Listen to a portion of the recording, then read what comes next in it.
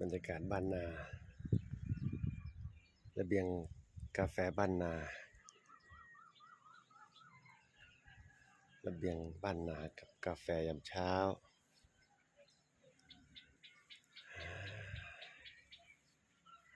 สุดกับบรรยากาศเช้านี้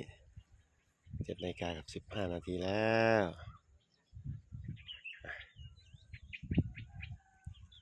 นี่คือช่วงเวลาดีๆก่อนเริ่มงานยามเช้าก่อนเริ่มงานเย็นเสยๆเลยเย็นเสยๆเลยอากาศเย็นๆกับฤดูกาลที่เปลี่ยนผ่านมาจนถึงตอนนี้หน้าแล้งแล้วฤดูแล้งแล้วธรรมชาติก็จะเป็นประมาณนี้บ้านนาบ้านโนนเมาตำบลนางแดดอำเภอหนองบัวแดงจังหวัดชัยภูมิคนชัยภูมิภูมิใจเมืองชัยภูมินี่คือบรรยากาศระเบียง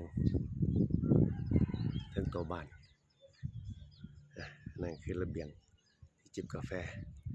ในทุกเสาร์บรรยากาศลมพัดเย็นสวยๆโอ้ช่วงเวลาดี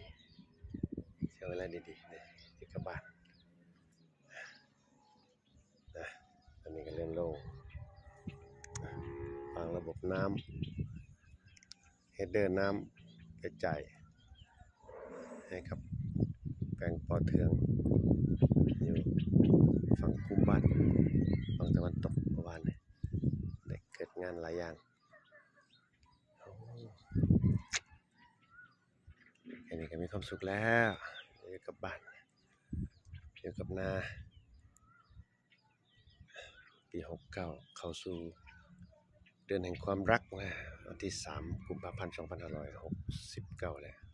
สุขของเขาอยู่บ้านของเขาในรูปแบบของเขา